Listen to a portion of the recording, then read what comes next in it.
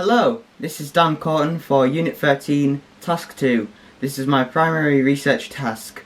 In this task, we're going to be having an investigation into sample pack and internet video production. So to recap, my final major project aim is to be able to recreate a industry standard hip-hop sample pack using drums, melody one-shots and vocal chants and lines. In addition to this, I'll also be advertising the pack through social media and YouTube. We are going to be interviewing multiple people today from varying levels of the music industry about topics that will be relatable to my project. Firstly, we will be hearing from George Allen, who will be offering us an insight into the organisational and marketing sides. Two skills that I believe will be vital to my project's success. I hope you enjoy listening.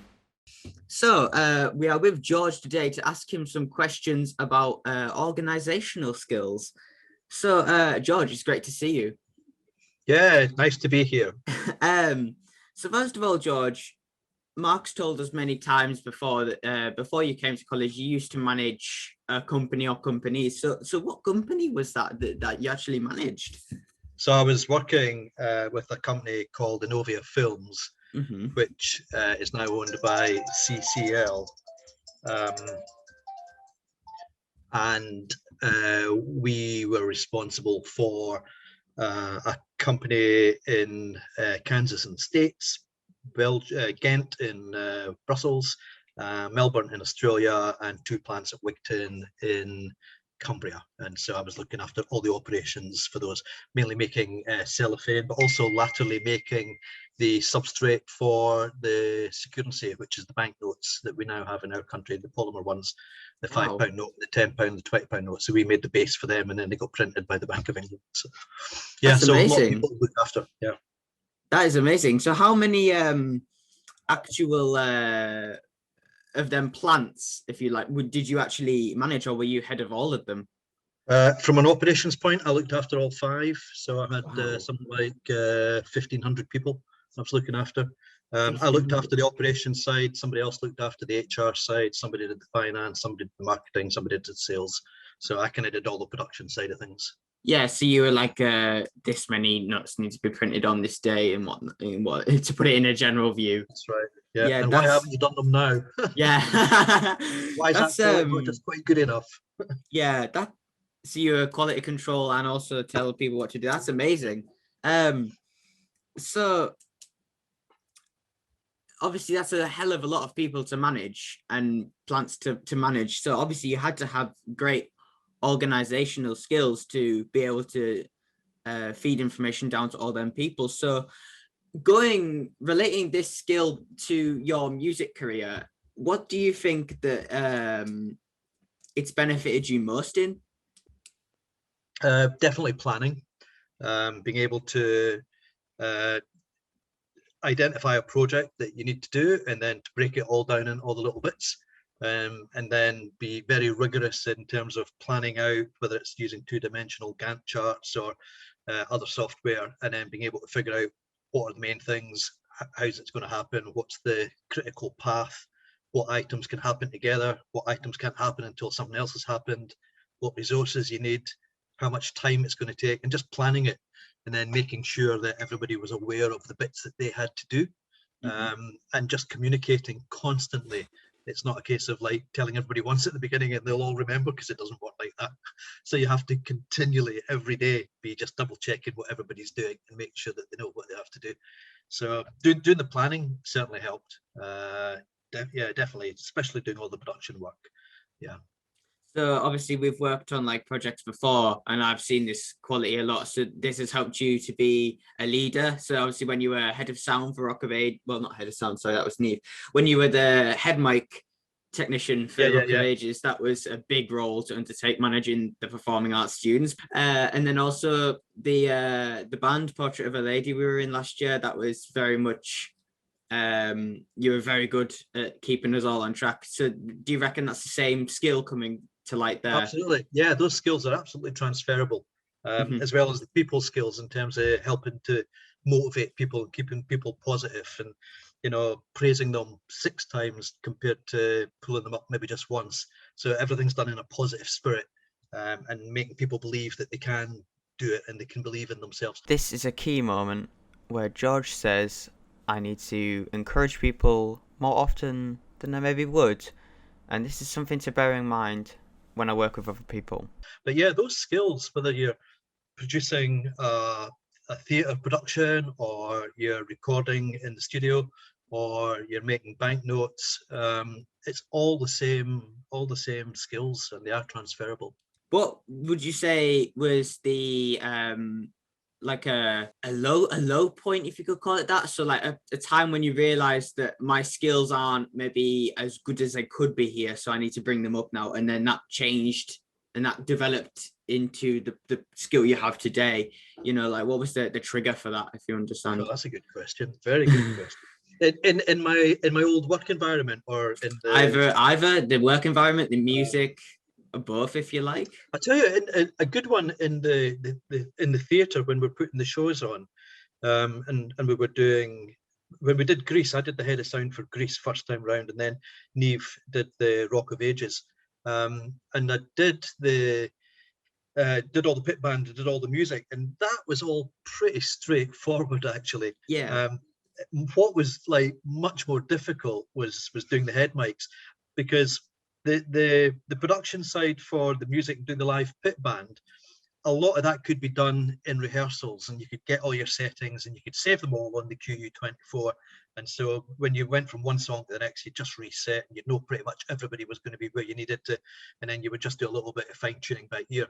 But you can't really do any of that when you're doing head mics. Head mics is all on the night, and it's all about making sure that you're bringing the right ones up and the right ones down at the right time. And I thought that would actually be not that difficult. It was very difficult. Yeah. Really, really difficult. And and what you needed to do was you needed to know the characters on the stage much more than I did. Neve did that much better than I did. She knew them and remembered all their faces much better than I did. I had to work really hard at that, so I had to get them all their little photos, and I had to have them up. But there isn't even enough time to look on the stage, see who it is, look to find their face, find their name, go back to the desk, see that they're on channel 13, and then make sure they're up. You had to be much quicker than that. So I really had to up my game. So that was one example of where I thought I was better than I was, but I wasn't. I was way off the mark where I needed to be. Neve was a lot better than that. So I had to pedal really hard. So I found Rock of Ages really quite stressful. Yeah. So do you think that built your team leadership and also, I guess, your organization, because you're making sure you're organized as in who's on which channel, isn't it? Definitely. What it made us do was each night, because they were, just to complicate things even further, they changed which artist was playing which character. And so there was 4. There was Grace swapped with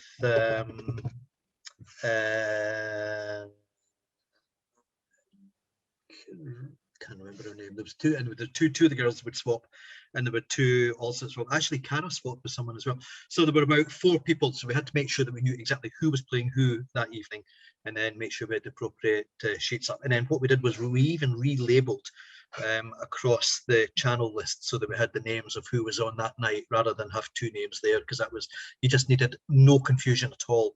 You didn't even give your brain the option of there's 2 names, which one to choose. There had to only be one name, because it all had to happen so quickly. So it made us change the way we were doing it, and also made me have a little bit more respect for anybody that was doing head mics ever again. And that solution that you presented to the problem, was that a quick solution, or did it take a few days to materialize? Or we kind of pretty knew fairly quickly that we had to identify early on who was doing it. I needed it written down. Neve was okay, but she could just look on the stage and she'd see who's there, and she'd say, so it's Cara and Grace tonight playing those 2 roles, and she would know, and she'd be okay with that. I liked it written down, and actually on the desk. I like having everything documented in front of me. So in the QU24, we didn't just lay some tape down at the very bottom, of the faders. We also put another bit in between, right up where the select lights are, so you can really see exactly quickly. You don't have to scan your eye up, because it sounds dead simple, but when everything's dark, it's not that easy Yeah, to see it it's like not it that. is It's looking at the definitely devs not that during the day. easy. Yeah. I mean, I know from experience myself. Yeah. So that's sure that there again that demonstrates problem solving and organization. So I don't know if I've told you about my project. Basically, my project is like samples for drums. So it's like a sample pack, as it were, and it's mainly going to be focused around the hip hop genre. Um, so what key skills do you think would be applied to that? So obviously the problem solving, if there's a problem whilst recording, we need to come up with a quick solution to carry on recording effectively. But also what's another skill you would say is key for that sort of project from what knowledge you have prior? So you're going to be populating a series of drum samples If you and like, creating your yeah. own selection kit. I think you're going to have to be, your administration is going to have to be very good. So I would imagine it would be very easy to start getting confused between the different files that you're importing, and then making sure that you've got them assigned very clearly and labeled properly. So let's say you're going to have 5 different type of snare sounds.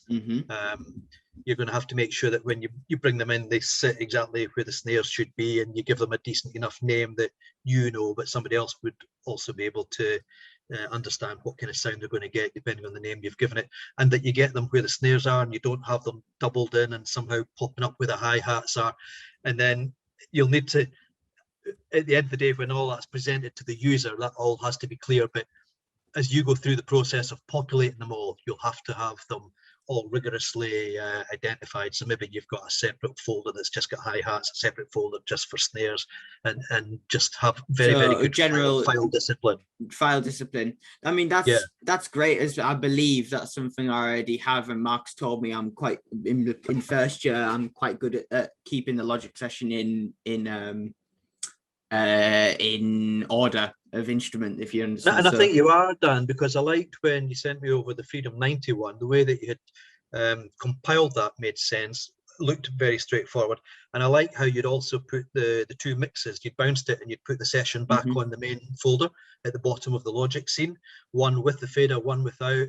And it made it really easy for the last move I was doing when I imported Kara's vocals in, and I wanted just to be able to toggle quickly between our mix and her mix, and I could use the mix at the bottom. So it already appears that you've got good logic skills and your layout looked quite neat. It was good. That's means a lot coming from someone of your caliber. So thank you very much. But so that's great. And obviously, I think we touched on this before. You always seem very confident and positive. So have you got any tips? Obviously, no disrespect, but sometimes Mark and your peers can really like just say your project's useless today. How do you keep on top of that rut, if you like, of like, oh, I'm useless and I'm failure? So obviously everyone has it as an artist in the creative arts. It's a generalized thing. How do you stay on top of it? And do you find that you're just going back to the drawing board and looking at your plan again helps? It's a good question. I think partly people are born either a glass half full or glass half empty. So I mean, you're given a certain amount of tools to work with to start with, just the way you are. But I think always trying to just enjoy what you're doing and not view it as hard work. If you view it as hard work, then it all becomes a chore and it all becomes a bit long-winded and you're not so up for it. If it's done as a bit of fun, it's so much easier and you can muster so much more positiveness to enjoy doing it.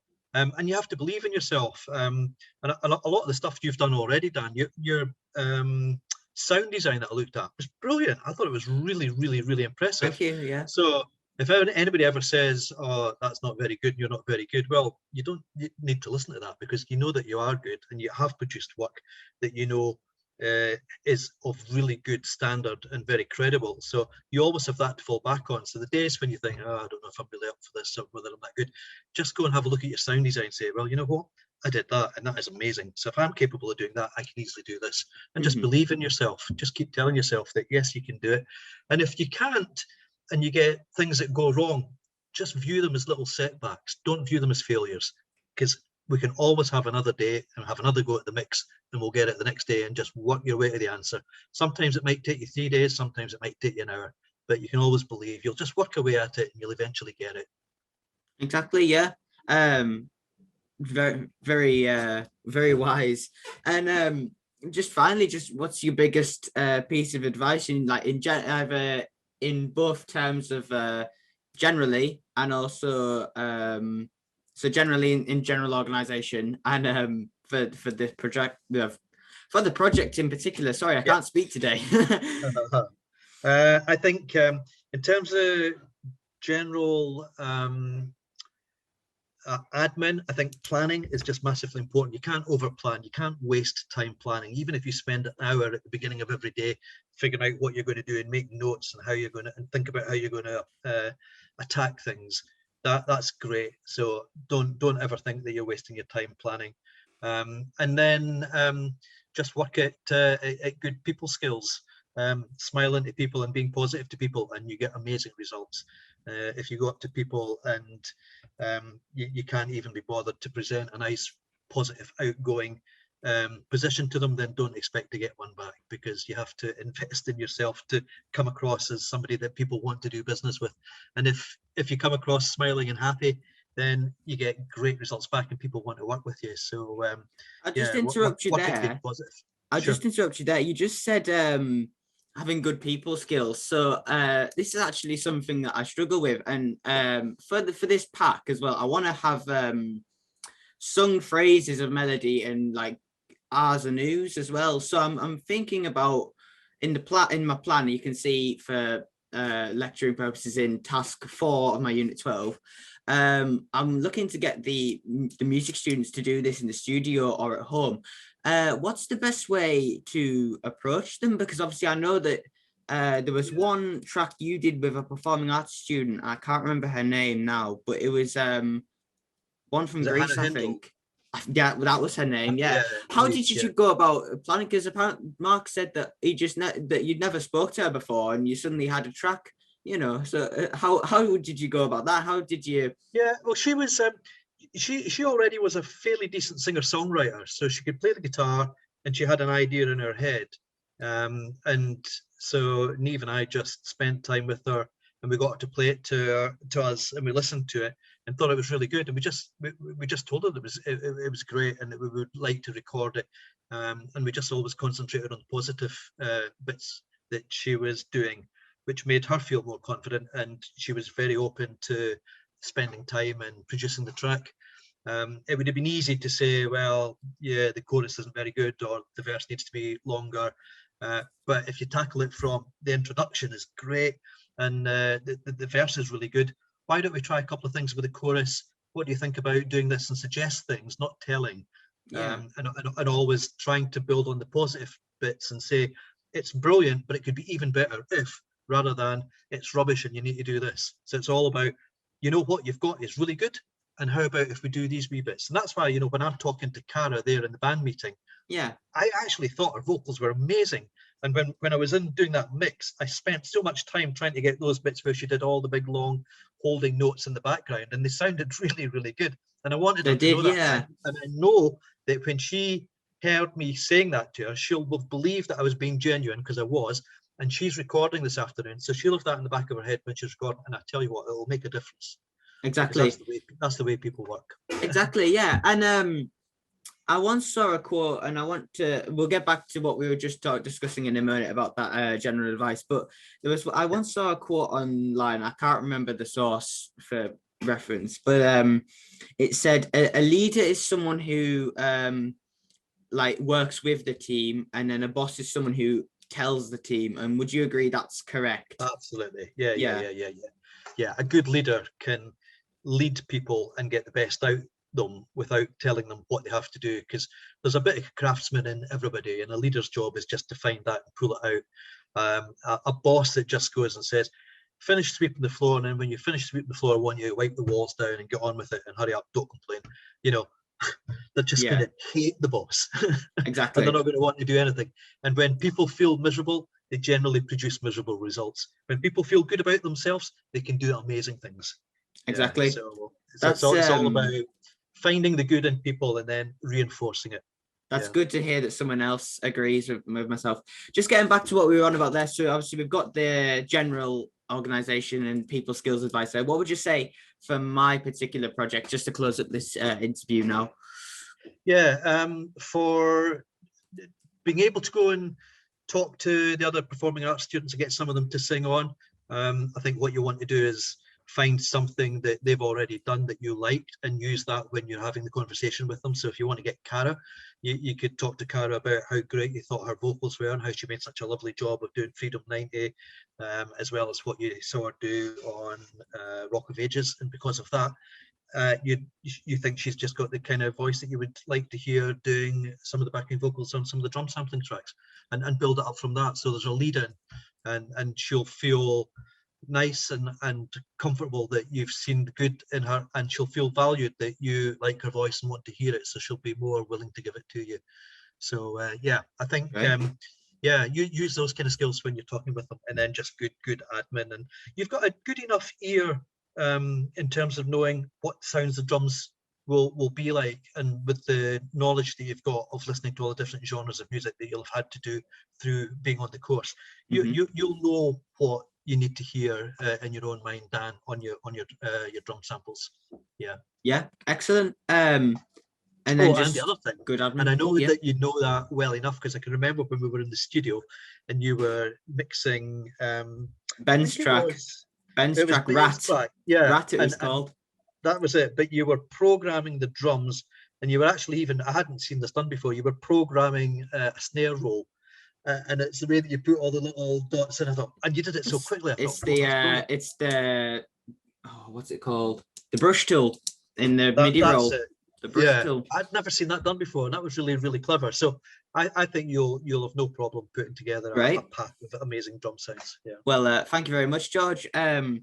It's been a very informative interview, actually. Yeah, it was good. I enjoyed that. Thank you very much. Wasn't that a lovely interview from George Allen? Now we're going to hear from my good friend Joe Bezuszko. He is a guitarist of many, many, many years and has been in multiple bands and been on tour with the likes of Blink-182 and has worked with many other famous musical artists. I'm lucky enough to also be producing his new band.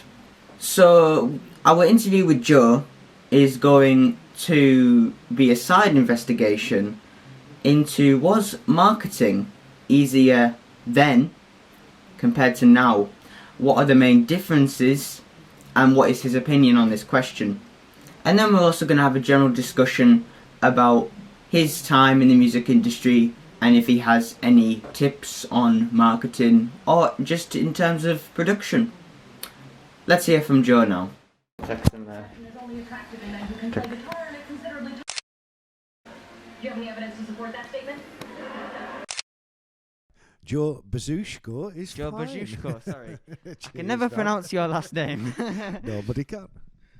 Are we doing all right, yes? Yeah, very well, thank you. Great. So the interview today with yourself is basically just going to be how think personally advertisements changed in the music industry over the time you've been active. So first of all, I'm just going to start with some background about yourself. Like, what actually got you into doing music and performing live?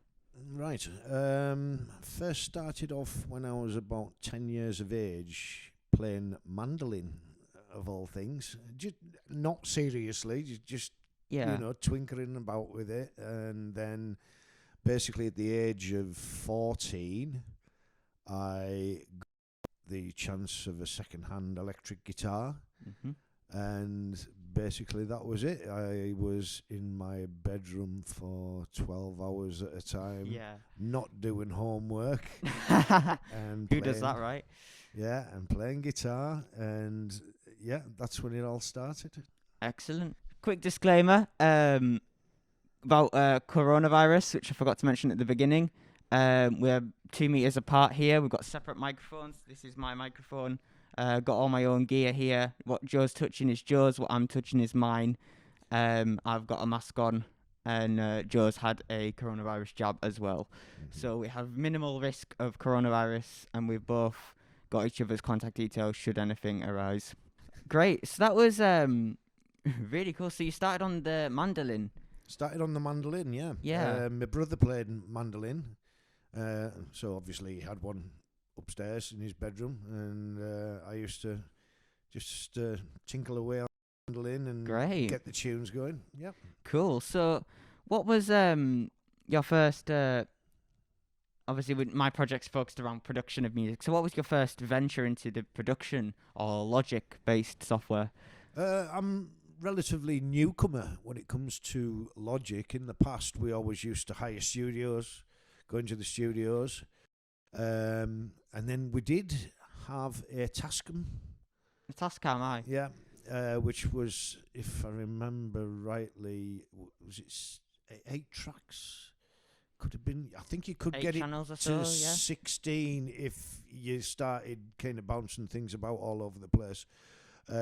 Quite complicated, to be honest. Yeah. With you, but you know, you were restricted to what you could do with it. But you know, when I came into the Apple technology, I started with GarageBand. And after about a year or two, realised that there's so much more could be gained from getting Logic. Mm-hmm. So I got Logic, and even for a guy my age who wasn't born with computers about, Logic is very simple to use. Once you get into the production side of it or engineering side of it, yeah, then you're starting to use your brains a little bit more. But you know, doable. It is doable. Exactly. With the project I'm doing, it's basically a sample pack. So what that is like drum sounds and melodic sounds that all outlined in the.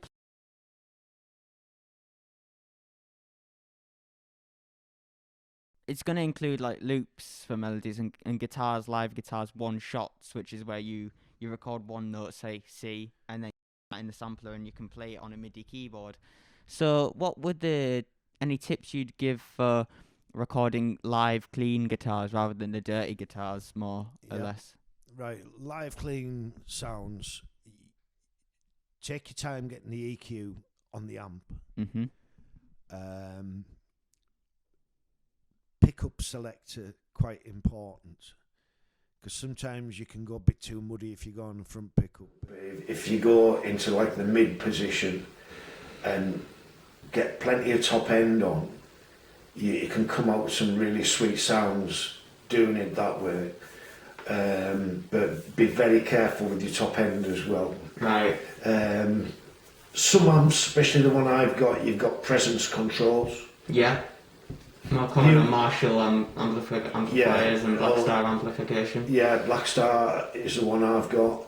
That's quite sensitive. Very. So you'd be wise to just mess with it first, see what it's going to give you. But more importantly, don't just sit there and listen to it and say that'll do. Mm-hmm. Record it, listen to it, because it might not do. Of course. There's a big difference between your amp and Logic.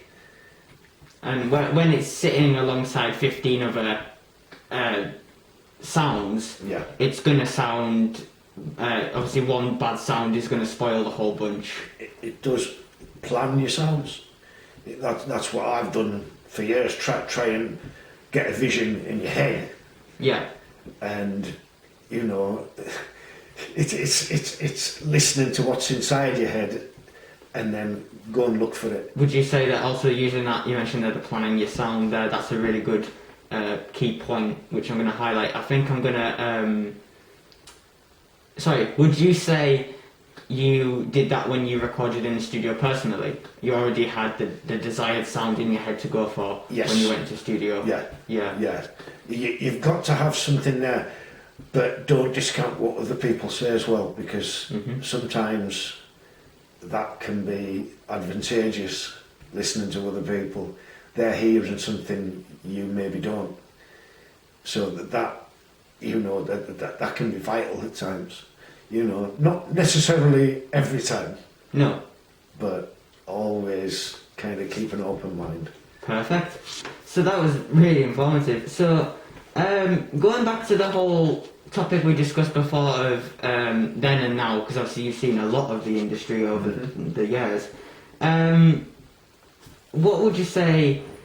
Sorry, how would you say marketing has changed over the years? So obviously back in the day before technology, it would have been newspapers, posters, perhaps people advertising in the street. But whereas now someone can send a Facebook through the phone and then everyone replies saying, "I'm interested, I'm going," you know.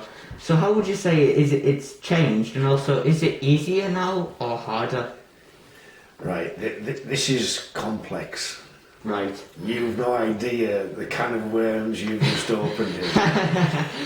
Basically, when you go back to when I first started off, our main way of finding out what's happening in the music business was going to music shops that sold instruments. Yeah. Okay. There were a few in our beloved city.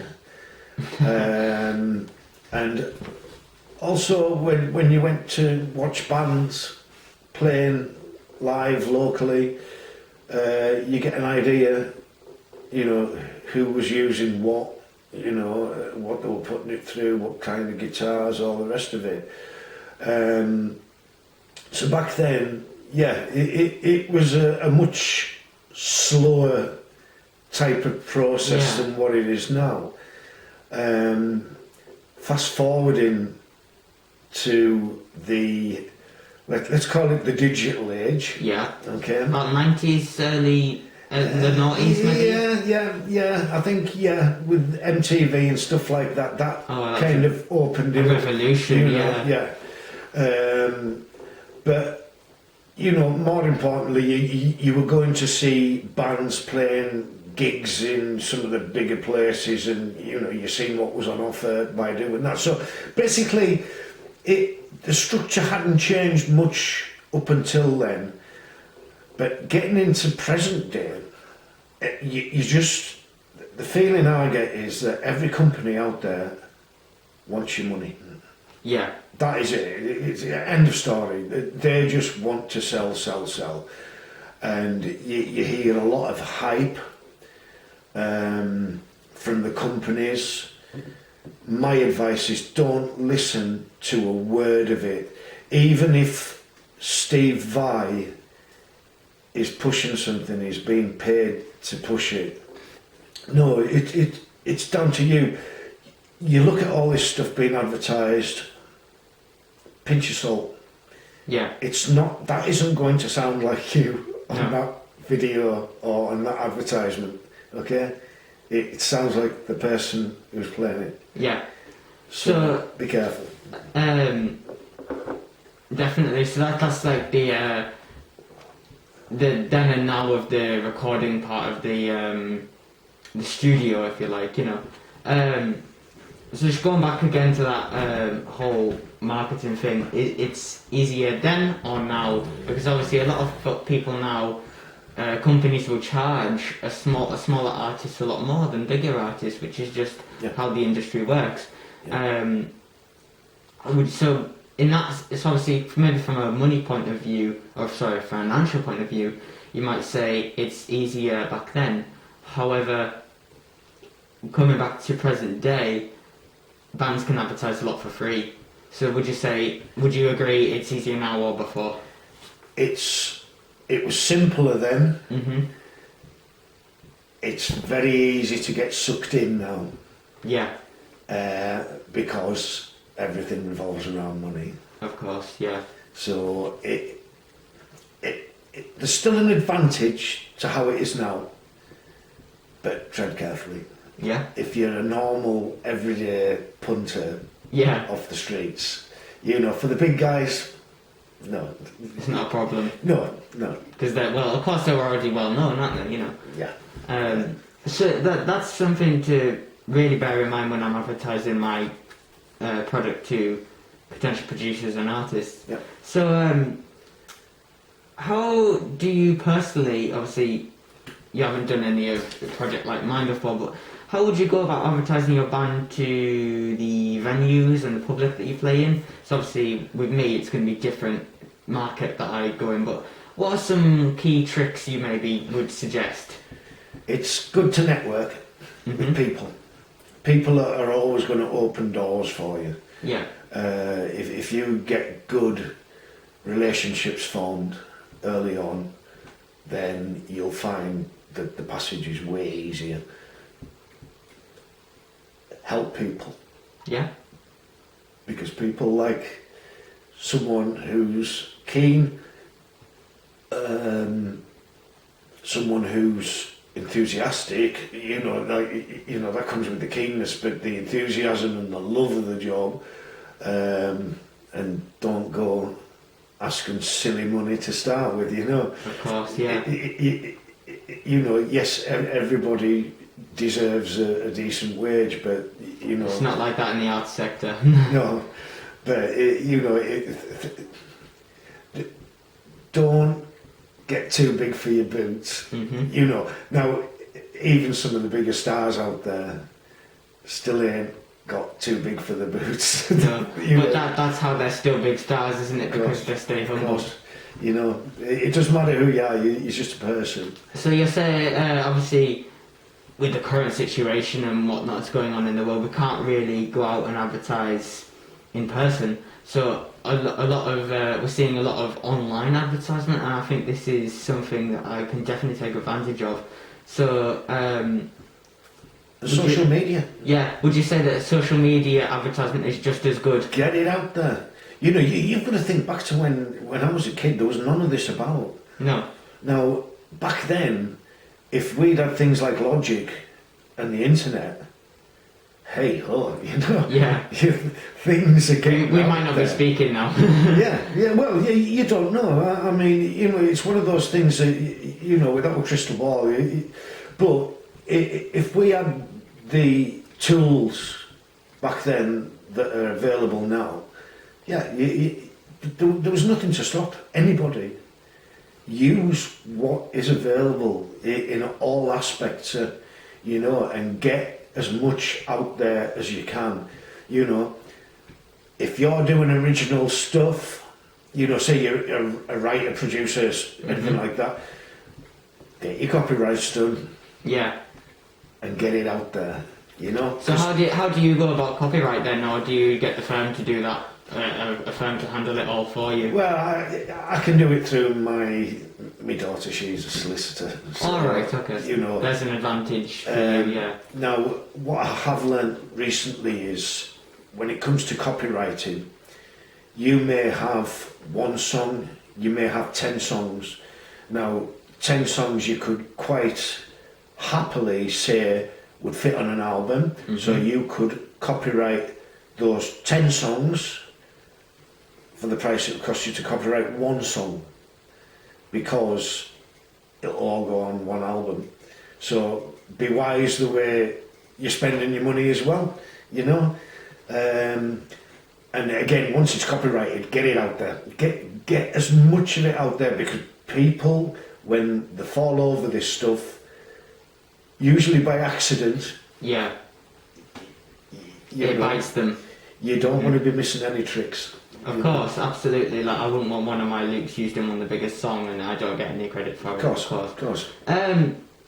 So we've just basically been over, and we actually fell into one of my other questions there, so that's great. We've also fallen into that question in our just general discussion.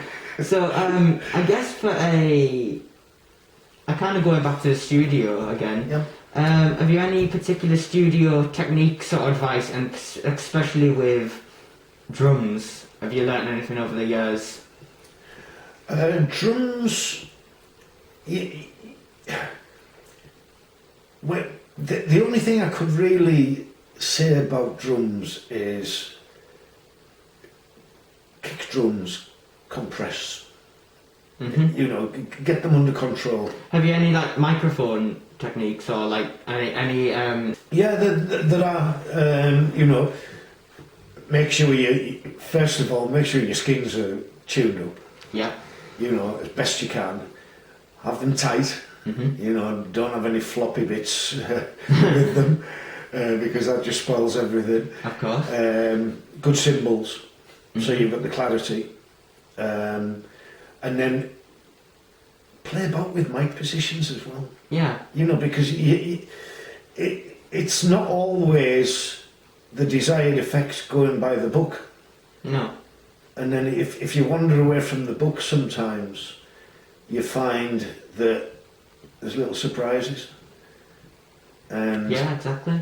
you know, by all means, stick with the book, but at the same time, don't be scared to try something else. Exactly. You know, Yeah. it was like in the 80s when reverse reverbs and that started coming in on All snares. the modulators. Yeah.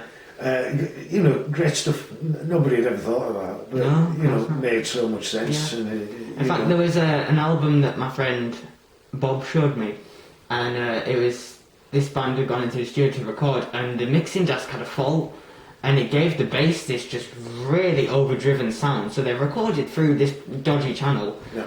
and they actually made the engineer open up the desk to find out what was wrong with it, and they were able to replicate that. Can't speak, and they used that on the actual track recording, Yeah. and that's a really cool technique. That's it. So, Accidents will happen, but they'll be good. and accidents can be good things. Yeah, I've had that many a times with my projects. Yeah. So just moving on really to the final question, the closing off question. What's your relating back to my project, which is again the remote sample pack. You know, sending it over line and getting other producers to make content about it. What's the best piece of industry-based advice you could give that's related to my project? It's a difficult question.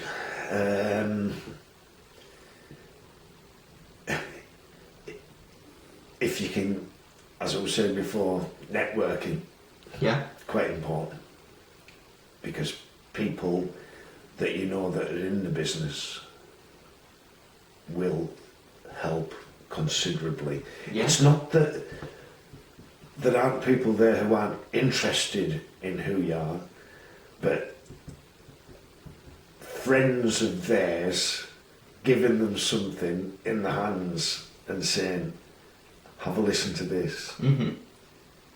That goes a long, long way. What would you say is a good mechanism, especially when you message artists to maybe collaborate in the past or in the future? How do you just, like, do you just go for it or what? Yeah, go for it. Mm-hmm. Because, you know, if you're too scared to find out in the first place, you'll never know. Mm-hmm. So what you got to lose? Oh, exactly, yeah. You know, be, I wouldn't say cocky, don't be cocky about it, be confident, and just ask nicely. You know, a friend of mine was like in the management side of bands for, you know, donkey's years. I've met a lot of big people, Yeah. you know, like Cocky rock people. stars, you know, well known.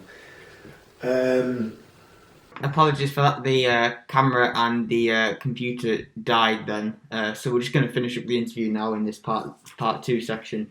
So Joe, just getting back to what we were discussing there, I think we're on about networking and speaking to people how they'll give you more if you can provide them with a product at first. Yeah, basically when you go to these people, don't be scared of them, Mhm. because they're just people just like you and I.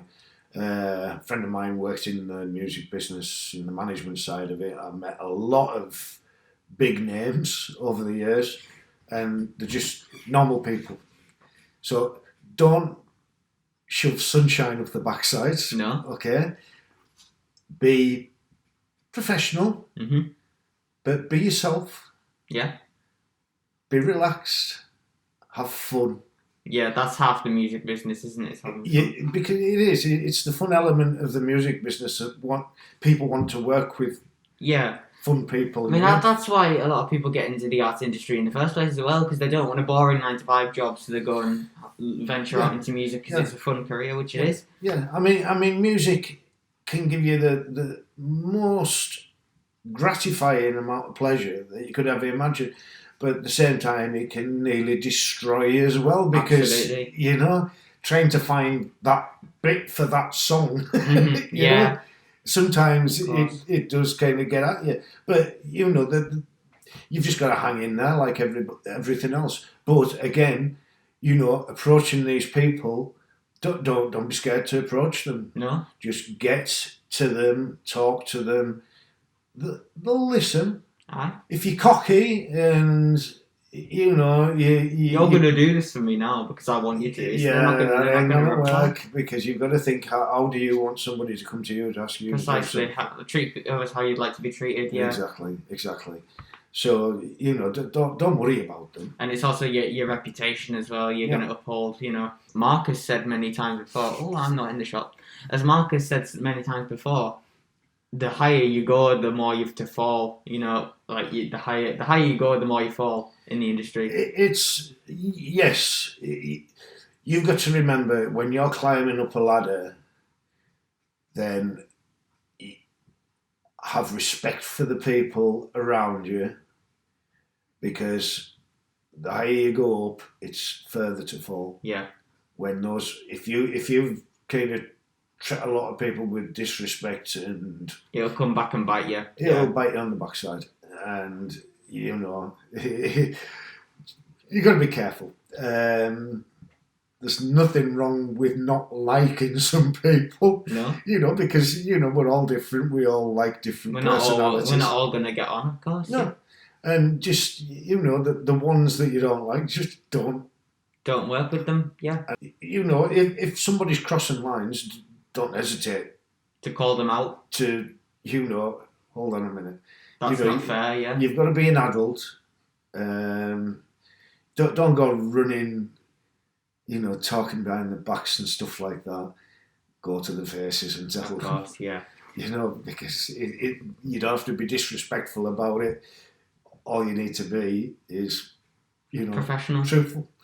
There we go. I think they're very good closing words, actually, Joe. Professional and truthful. So that's all my questions about. Just to remind what the main topic of this interview was. It was to cover how has the industry changed from many years to now. You know, around about the 80s to now. Joe, it's been very interesting and informative to talk to you today. Thank you for answering my questions. It's been a pleasure to have you. Thank you. Well, Joe is certainly a very, very intelligent man when it comes to the music business. Now, this next interview was one I was not expecting to happen. However, it happened, and I'm very glad it did happen. The man we're about to hear from is called Scott Devine, and he is the owner of the world's largest online-based tuition school. He has made his career from nothing.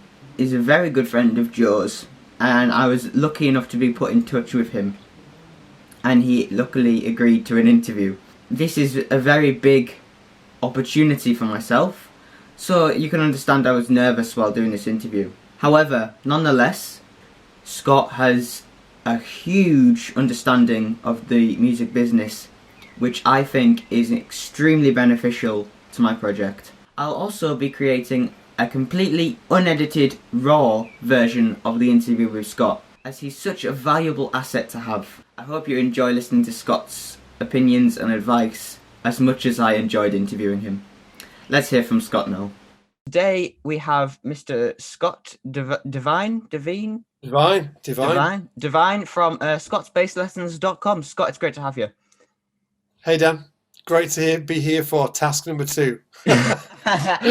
So, Scott, obviously we met through Joe Bezuszko, who I produced music for, and who's also featured as an interviewee on the in the video here.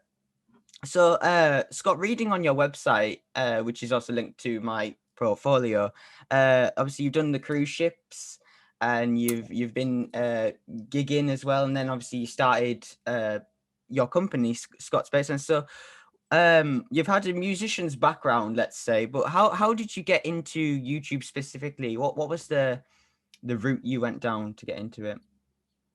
So the pathway I went down to get into YouTube was really, I'll just, for context, I think that it's worth just mentioning that a few months before getting into YouTube, I didn't own a computer, so I didn't know what YouTube was. Wow. So it sounds bonkers, I know, but that was like 9 years ago. So I'm, just to, give us a little bit of a time frame. But I didn't actually know what YouTube was, and I didn't own a computer.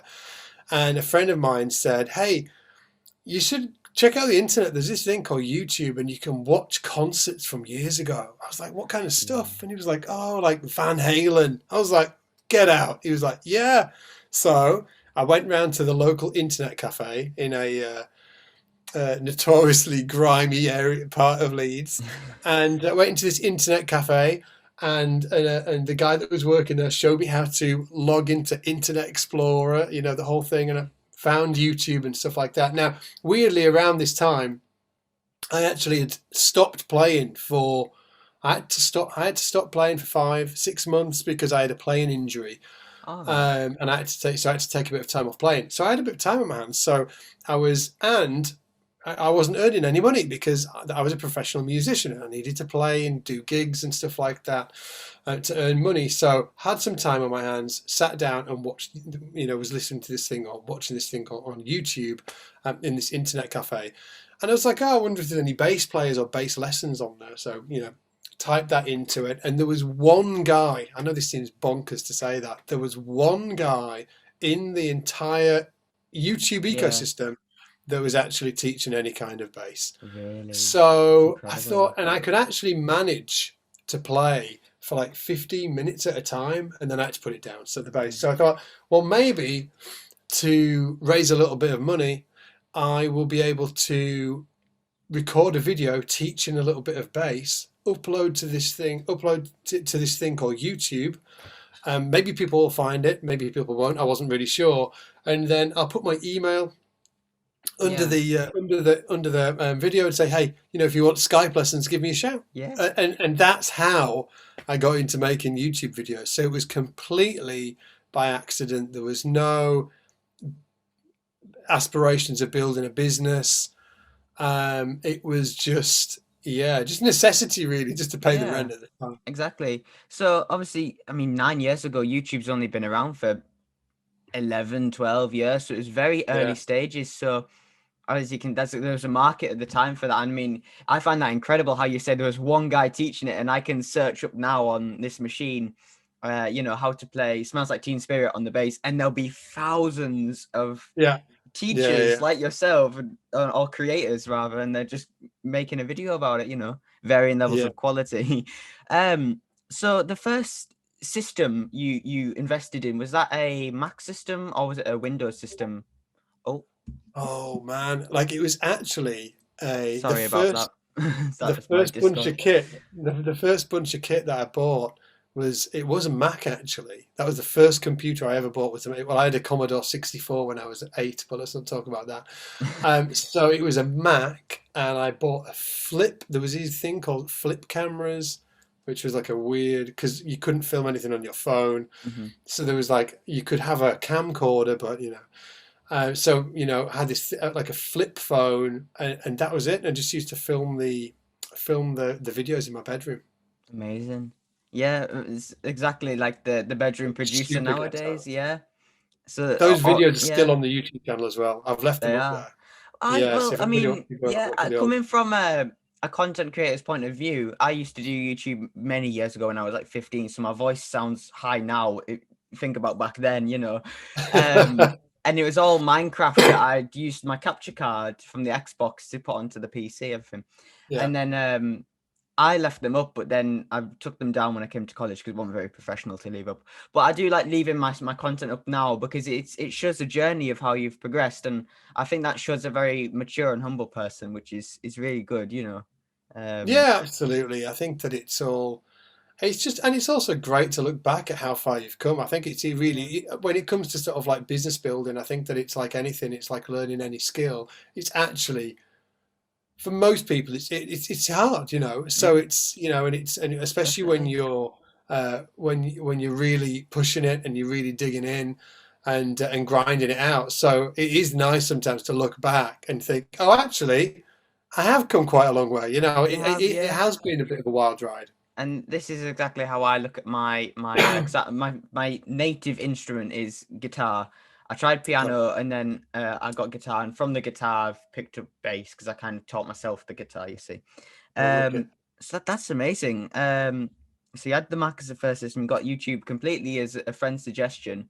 So what was when what was the kind of period when you noticed people are starting to look at my videos now, my content? It was so from a so the YouTube algorithms changed over the years, right? Oh So yeah. in a few different ways, but one thing I did know that I needed to do back then is actually promote the actual content. And I think that this is man, we could riff on that for a long time, but it's sort of like an underlying philosophy that I always stick to is you should put you shouldn't just publish the content and then just leave it. You should actually work out to promote that content as well. So I did understand that I needed to actually promote the content. So once I published the YouTube video, I that would then get that YouTube video and I would take it to, there was like a lot of chat boards at the time, forums and stuff like that. So I'd go and sort of like post the video in those chat forums saying, hey, I just released a brand new video, go check it out. I'm teaching you on this, that, and the other. And then also I'd leverage those communities as well and try to become a personality within the communities.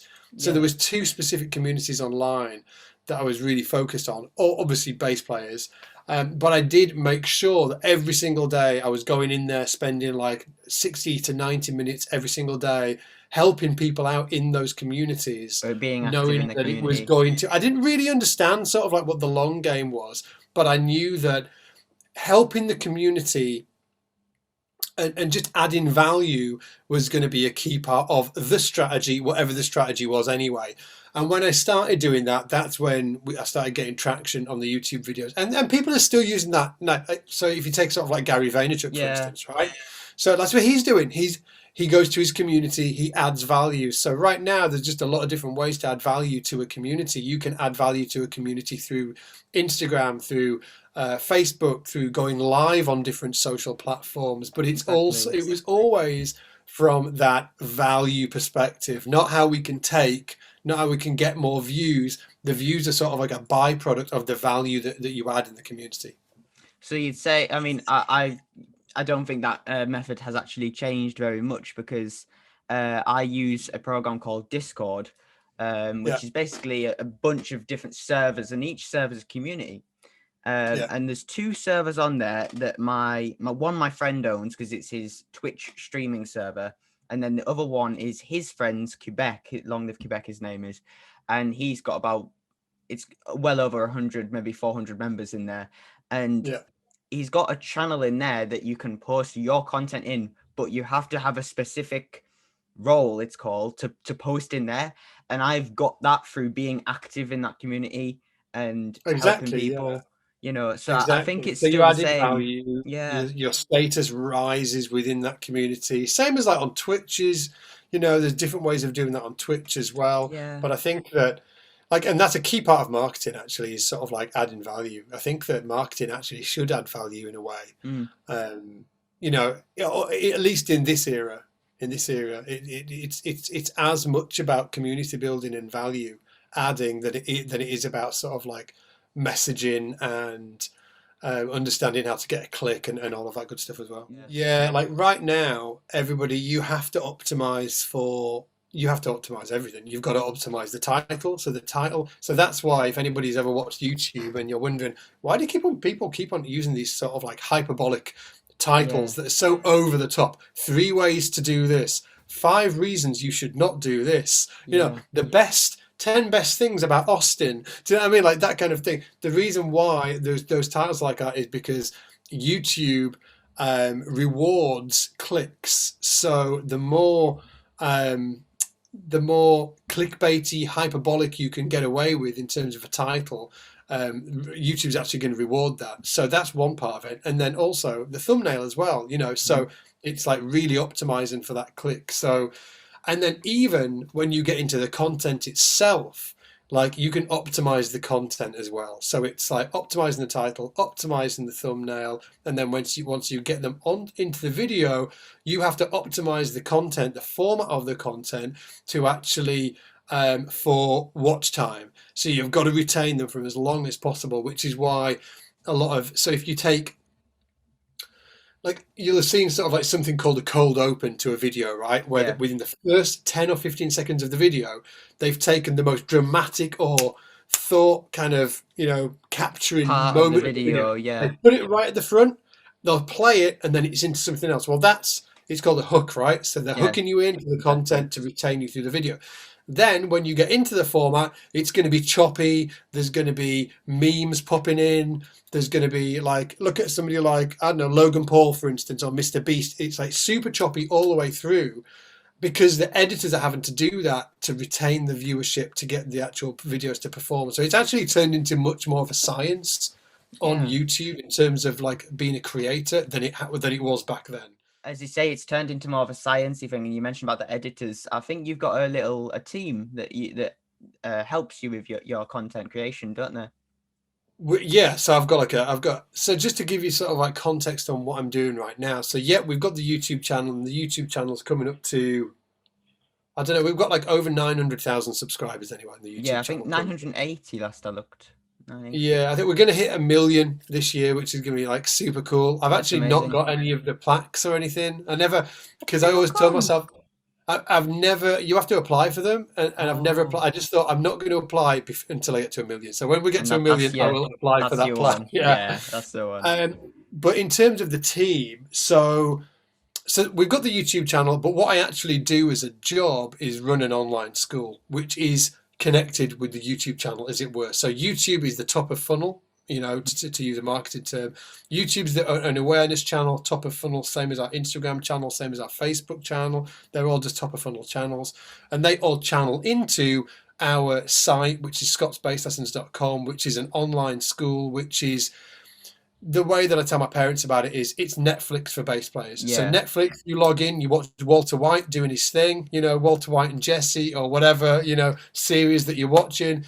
On Scott's Bass Lessons, you log in and you watch, instead of films, you watch courses from the best bass players in the world. So we've got, currently we've got coming up to 30,000 students currently. Wow. Enrolled right now. Yes, 30,000. That's such a number. That's an amazing number. Just over 28,000 students. It's pretty bonkers. That's incredible. In nine years, was it that you've created this? You've got. Well, actually, the school, we've only been running the school for like 6 years. It's actually the biggest. It's the biggest independent music school in the world that teaches one instrument.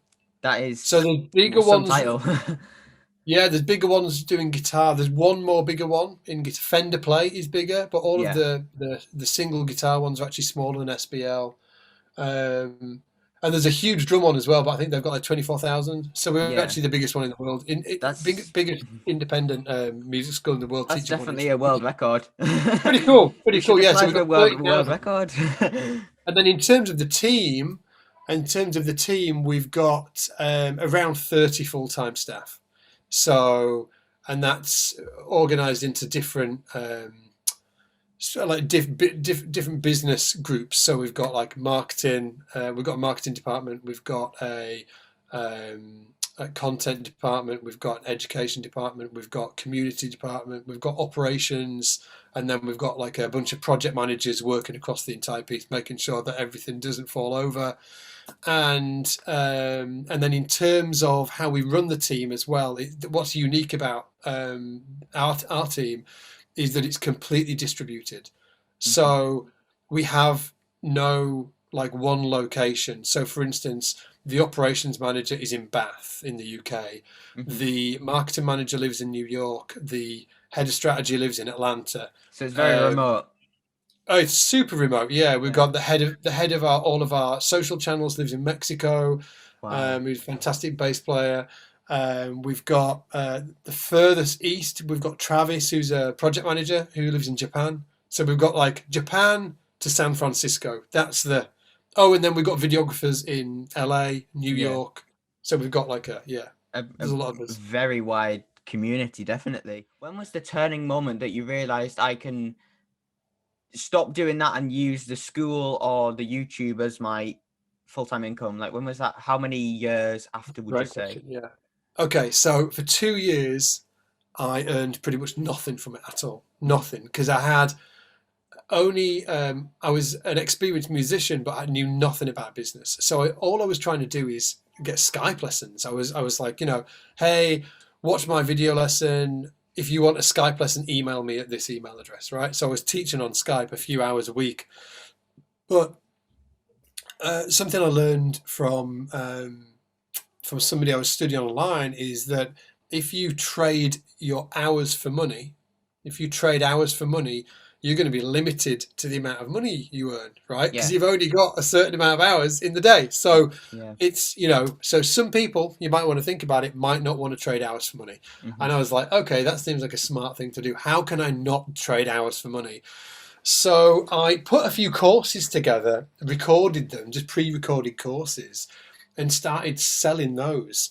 And it did okay, but that was after like 18 months, 2 years of doing YouTube, and then met a few really instrumental people in terms of the development of the next stage of the business. One was actually somebody I didn't really meet. I watched a few videos from him online.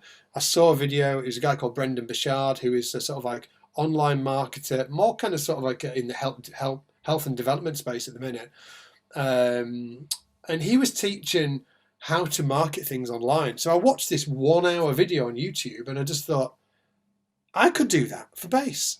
I could do exactly what he's talking for base. So I just got that strategy and applied it to the business. And that's when I really started getting traction.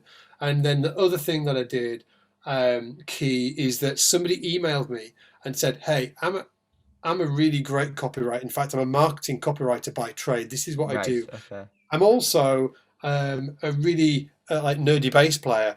Can you give me some bass advice if I give you some marketing advice? I was like, yeah. So I jumped online with him, and he said, okay, build an email list.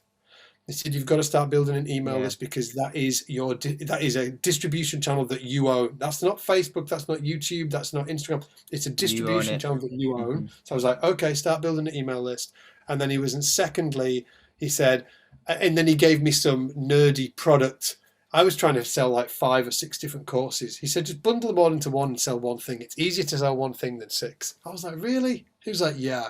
So I didn't know anything. He knew a lot. I just did what he said and didn't question it. Okay. And then the revenue went up like around 6 to 8 times, like overnight. Just applying with different things. Overnight.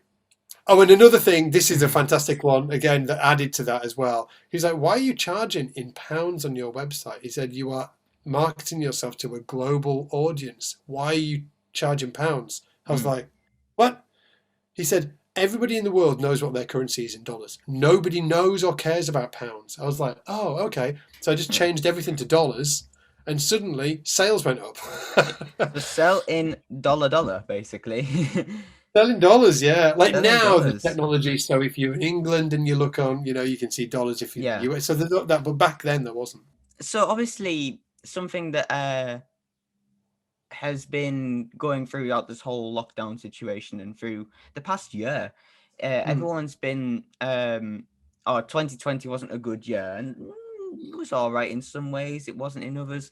And it definitely wasn't for some people. Yeah. No, yeah. For me it was good and bad, mostly bad, but anyway, a lot of people suffered with low motivation and mental health. How did you, if you experienced that, how did you get through it? Or if you, how did you keep your spirits up if you didn't? Like, how do you, and when there's a time of maybe, I'm down, say, 1,000 views on this video, how do you come over that? Or like, what's your mindset in terms of that? Yeah. Okay. So on the motivation side, I can definitely say I do not suffer with low motivation ever. I'm the opposite. I've got too much. It's like dangerous. I'm like a motivation terrorist. So I've got too much motivation. So it didn't do anything in terms of that for me. I'm just, for me, it was just like, I'm just a learner. I'm just like a sponge. I want to learn. I want to try and execute. I want to apply it. I'm just sort of like sponging up. So when somebody was like, hey, you need to spend more time at home, I was like, awesome. I can just like learn more. I can just, and I would say that because we were in a unique situation because of the team we've got, everybody's distributed. So that was fine. Well, So you we wouldn't have kind had of to sort adapt of like, much, no. yeah, we kind of skimmed through it. We were made for it. But then, and in terms of mental health, like for the last year, like honestly, it didn't. I've had a great time last year. I know it's been tough for a lot of other people, but Course, me yeah. personally, for me, I kind of just like spent a lot of time with the family, which was really fantastic. I've got two small kids, so it was just kind of like a blessing in disguise for me and the family personally. Obviously, not everybody. Some of our team live in like apartments in New York. Yeah. They were not having the best time. No, I mean, of they were, course and they've got kids. So like two kids and a chihuahua in a New York apartment for like 8 weeks. not the Your mental best, health is no. not going to be in the best place. But for me specifically, it was pretty cool. But then in terms of like mental health with your mindset, I guess. yeah, well, mindset. Oh, it's big, man. It's big. Well, let's talk about it to do with YouTube videos because Okay. I can. Well, that's the topic of this interview anyway, so that's perfect. Exactly, yeah. So, for instance, I get a lot, man. We've got a lot of views. We've got 900 something thousand subscribers. So, because of that, I get a lot of hate, And what I've found is that you definitely build up, or me personally, not everybody, but me personally, I've just built up a muscle over time to just, I don't care about it really. What I care about is that I'm giving value and I'm just doing the best that I can do. And if there's somebody in the comments that's really trying to tear me down, I've got a filter and it goes through and it's like, has this guy got a point? Mm-hmm. And can I learn from it? Is there something really valuable that I can take from it and actually apply it and make my content better? Yeah. If not, get rid of the comments. But I must say it's a very business mindset, like in terms of really focused on just the goal and not really caring what others think unless it's going to impact on yourself. And that's really a good mindset to have. That's something that I would like to develop over the I'll tell you something that might be interesting then. So like based on that, the more successful you are, the bigger problems you'll have. That's like for sure. Yeah. Like, that's my experience of it. The more successful you are, the more problems that you'll have. So if you look on YouTube, just take that for instance, right? So the more subscribers you get, the more hate you're going to get. Of course. The more kind of sort of like outlandish kind of stuff that you do, whatever it is, if you're trying to do a bit of content that's sort of like wacky or whatever that might stand out, might you get it like people might hate you for it. Mm-hmm. I can remember we were doing a regular kind of like lesson format on the YouTube channel, and then for fun we decided to switch it to a vlog format, much like sort of like Casey Neistat or like that type of content, right? The subscribers went through the roof. Just engagement across all of the YouTube channel went up. Yeah. Can I just stop you right there? Sorry, to stop you right there. Me and my tutor Mark, hi Mark, we did an investigation into this producer called Prod by Ocean. He makes hip hop beats. I don't know if you've seen. This is what my sample pack's going to focus around. But we'll get to that in a second. And he does vlog style beat making, whereas not as in he goes around like outside, hey guys, so I'm gonna get my breakfast, then we're gonna head to the studio. He maybe like does a cool intro with making tea, and then he'll go to it's the computer and he's got the Logic outlay and he's like, right, I'm gonna put a hi-hats here. So he's teaching you how to make it, but he's not, what I mean, he's doing it in a vlog format. And this is what Mark said to me. He said, this isn't a tutorial video, this is watch me make a beat, but you'll learn something from it without realizing. Right? Yeah, it's entertainment more than education focused. If it's an education, now we're gonna do this, now we're gonna do that, do it this way. He's like, oh, maybe do this. No, that didn't work. Actually, would that work? He's entertaining you, but you learn little tricks and how to do it work, but you don't realize. So I think, and obviously you've just said there, once you started doing it, would you say it's a similar format? to sort of I that? did we're not doing that anymore because it just took so much work to do. It was Yeah. brutal, the amount of work, and obviously we've got all the team members and we're building the business. So from a strategic team operational standpoint, we stopped doing it. But it killed it on YouTube. But my Yeah. point was the Oh comments, yeah. the hate. People were like, "What are you doing? Yeah. Wait, this is the worst decision." And I'm talking like hundreds or maybe thousands of comments saying that. I'm looking at the analytics. I'm like, well, you guys might be Contrasting saying this, information. but I'm looking at the analytics and everything's going up. So I'm just going to keep doing it. Yeah. So my point was, it's just like the more success, the more kind of things you try, the more hate you're going to get. And because you just become sort of like bigger in the space. And I think that it just kind of comes with the territory. So I think Yeah. that the more that you can just reframe the hate or reframe the kind of sort of like the gnarly comments as actually sort of like more of it's a flag that you're heading in the right direction, in many Exactly. ways. Yeah. So tell us about your project. Yeah, for sure. Yes, the project. So, very much like Ocean. Have you heard of cymatics? No. No. Okay. So, when it comes to programming your own samples and drums in, there's these companies and producers that make their own sounds and like one shots. So maybe like a snare or a kick, Yeah. And this has really grown astronomically in the last 2 years, and Cymatics is one company that's made it popular. They're the kings of it, and then Ocean and Simon Savida, Kyle Beats have all jumped on this bandwagon. So is it different to the sample library? It's How no, is it it's the different? exact same thing. the same What would you define a sample library as? Just like sort of like hits, Yeah. whatever that you Precisely can that. use in your beat, basically. So it's Yeah. exactly that. Yeah. Exactly. So, it, so yeah. I'm recording that, and the way I was going, so that's one part of the project, and then I've got the artwork, which is heavily based off the standard industry standard artwork, but my own drawing, and then the third part is the marketing and the YouTube, which is why I've pulled you here, and obviously to learn about the marketing, how to draw people to it, because it's going to be a free download pack, because then I get a financial, I don't have time in the project for that, unfortunately. But so people can download it. And obviously you said about the Reddit forums would be the forums you used to use now as well. There's Twitch, there's YouTube, there's Discord, there's Twitter, there's Facebook, there's so many. So that's basically the title and of the project is a hip hop drum sample pack, and how YouTubers dilute their video to say, this is the best sample pack ever, come and look, and here's my pack and download it in the description below, and standard things you hear. But so that's really great. So do you do much production of music? Like, in fact, what software do you use? Because you say you got the Mac. What do I use? Anything really, like Pro Tools, Logic. Yeah.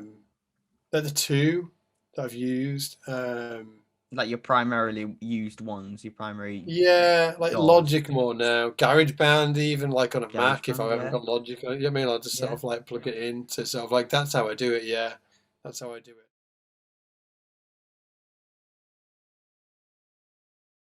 I also love, in terms of bass players, one of my favorite bassists will always be Lemmy.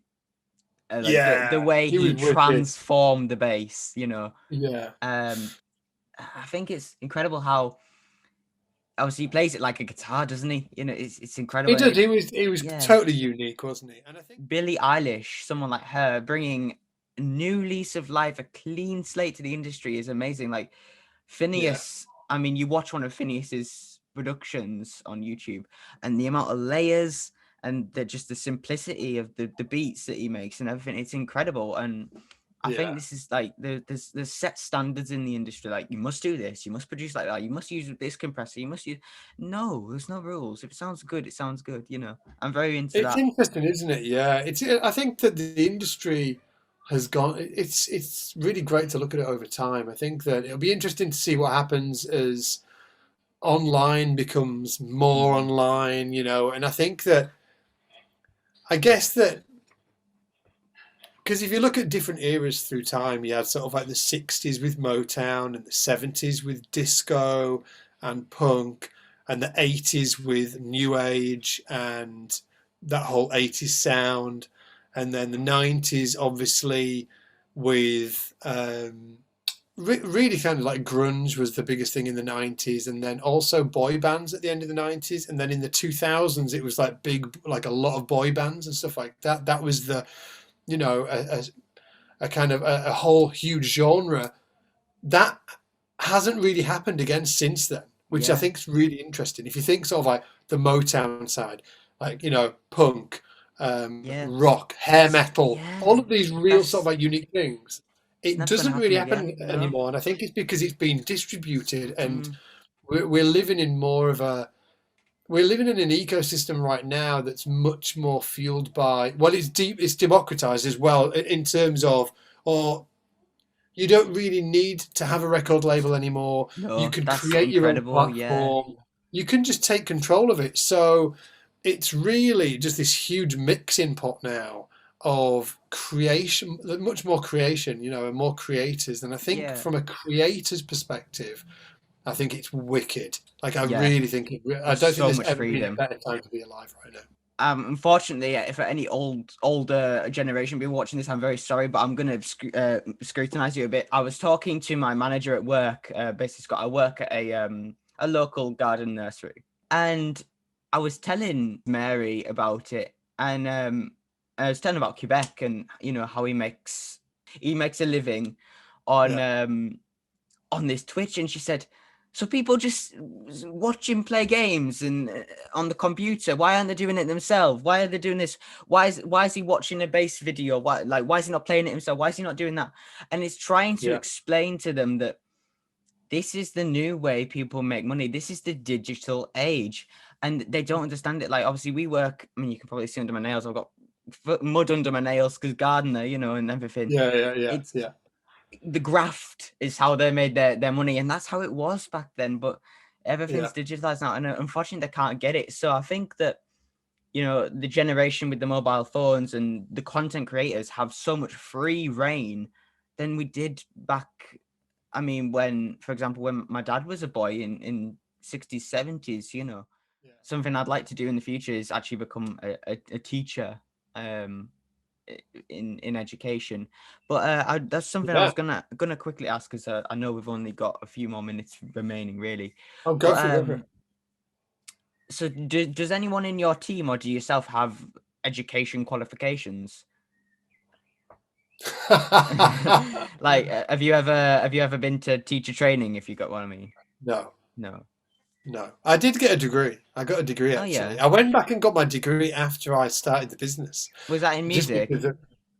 It was just personal. I just wanted to. I wanted to go to music college when I was a kid, when I was like 18, and I didn't have any qualifications because I left school early. So I didn't have any, you know, GCSEs or anything like that. So I left school early, couldn't get into music college, and after I started the business, I had enough professional experience because I'd been working full time as a musician. I had enough professional experience to just go to a college and say, hey, I want to be a mature student. I want to do a year and I want to get a degree. And they were like, okay.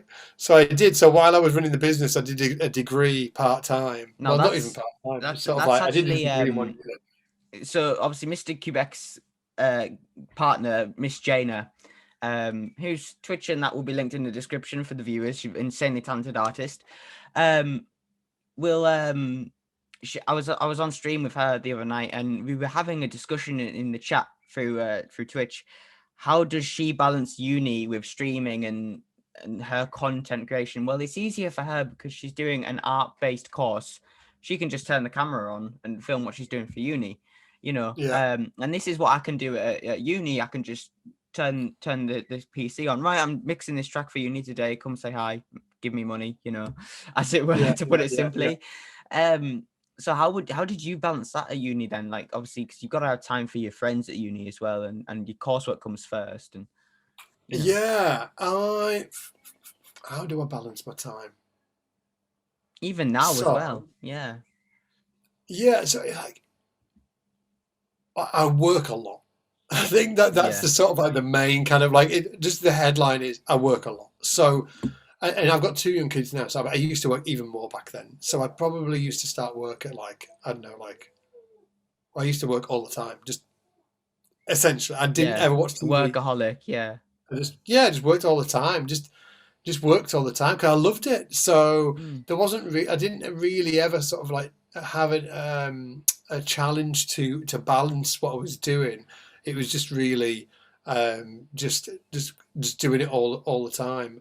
And now I even like really like now what I really try and do is prioritize really strictly what I do. And what I use is something called there's a different like bunch of different ways to do this. I use something called top 5. So, and to use top 5, the most one of the critical pieces of it is, first of all, you need to understand what your goal is. So you need to understand what your quarterly goal is, your 6-month goal, and your year-long goal. Like, what are you at? And maybe sort of like 3-year goal. What are you at? What is your goal? Right. So once you've got your goal together and you understand what that goal is, then you can, rewind or break it back a little bit from then into sort of like smaller rocks. What do I need to, if I wanted to achieve this in 12 months' time, what do I need to achieve in 6 months' time to get me ready for that? What to get this 6-month thing down? What do I need to do at 3 months? So you don't get to the end of the year and you need to do a bunch of work. So like splitting it out like that. And then it comes to the day, right? So when you do this all back to sort of like the day, and this is something I use every single day, it's called top 5. And then when you get to the day, at the top of every day, you write down your 5 top priorities, like your key priorities. Like if anything else, you have to do these top 5 priorities, right? And then based on, so you get your top 5 priorities, and then you prioritize them based on like order of importance and towards, you got like stuff like something might be critical, somebody might be waiting on something, somebody might be, need something to get on with a project or whatever it is. I'm talking about my specific life, obviously. Yeah. But I will prioritize those 5 priorities. Yeah. And I never get them done, because they're always massive. They're always like really meaty kind of sort of like things. So I might, at the end of the day, might get to sort of like, I might have done 3. I've got 2 more to do. So I get those 2 and that goes on to the next day. But they'll be the top and then of the list. 2 right at the top of the list, and then 3 under that. And then I do the same thing, and that just repeats forever. No, that's, sorry to interrupt. I think that's a tried and tested method. It's basically making sure that the stuff that you do every day, the priorities you have, actually align with what you do. Because it's really easy for humans, because we're weird little beasts, to actually just do what's easiest or we want to do. And that's not probably what is actually going to get you towards that goal. For instance, people love to get up in the morning and check emails. Yeah. They love to get up or check their phone or check their Instagram or whatever it is, right? They love to do that stuff because it's easy. They get the dopamine hit and stuff like that. It's not actually, doing the goals towards that bigger, higher goal that you're looking for. So it's definitely like stuff like that I use. However much time you allocate to a task, the task will just consume all of the time. So for instance, if you say, I'm going to write a book, and I'm going to do it by December, it will take you to December to write the book. Do it. Yeah, right. Mark's mentioned this before. Yeah, but if you say I'm going to write a book and I'm going to do it by September, again, it's going to take the time. If you say I'm going to get it done by August, it's going to take that time. So based on Moore's law, all of your tasks exponentially just grow to fill the time that you give them. I still work a lot. Like I do work a lot. So I work 9 till 5. Yeah. Actually, I don't work 9 till 5. That was a total lie. I work 9 till 5, and then I stop, and then I feed the kids, get the kids in bed, and then I usually work sort of like 7 till 9. So I work sort of like, I suppose it's the equivalent of sort of like 9 till 7 every day. I'm not sure how many hours. 10 hour day. 10 hour day. I suppose feeding your family is a necessary job to be done as well, isn't it? It is. I mean, and I like hanging out with the kids as well, but I love working too. I love working. So, I guess to close up, I guess what would be your, well, you mentioned the top 5. What would be your top 5 YouTube tips top 5 tips is I could give you a top 100. Top 5 would be that I said it earlier, but I'll say it again. The title and the thumbnail is critical. Mm-hmm. It's critical. Number 2 is that people should get super nerdy about the format of content they're creating and how to really retain views through and engagement through the content. Really think about the content, and even this is on anything like Twitch or whatever. Just think about the format of the content and what you're doing. So that would be a real critical one. And try experiment. Oh, that's another one. I don't know what number it was, but experimentation of format types is really important. Yeah. So because that way you're going to you're going to give yourself more chance of hitting a home run and finding a format that really works. And when you find it, wow, let's just do this. You've got to upload regularly. Right, upload regularly. Any less than once a week, just don't do it. Yeah, it's not worth it. It's not worth it. It depends on your goals and stuff like that. Maybe if you want to do it for yourself, but if you actually want to grow a YouTube channel, you've got to you've got to provide content to actually give for people to watch. That's the whole meaning of YouTube. Yeah. Engagement in the comments is really helpful as well. Engaging with your community and making sure that there's a two-way conversation. Same thing, asking questions in your content so the community feel like that there's a bit of there's an opinion there. Yeah. There's a to and fro. You give a crap about what they want. You can ask them tips about what kind of content they might want to see. I think that's some of the artists about nowadays' biggest downfall is here's my music. No, you're not talking to me. Here's more music. Yeah, exactly. Yeah. You've got to sort of it's a community platform, right? So exactly. Yeah. Use open loops in the content if you want to. Sort of open same loops. with the cold open loops. Yeah. So what would you define that as? Sorry. An open loop is something where you say something within the content, but you don't close the loop.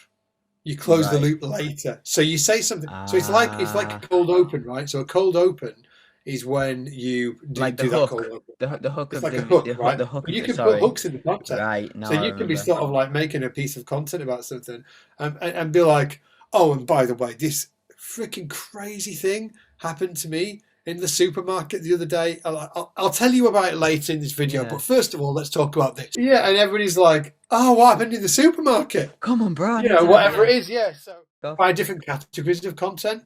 Different categories. So you can try. So that would kind of fit into experimentation. So you could try different categories to see what's really resonating with your audience.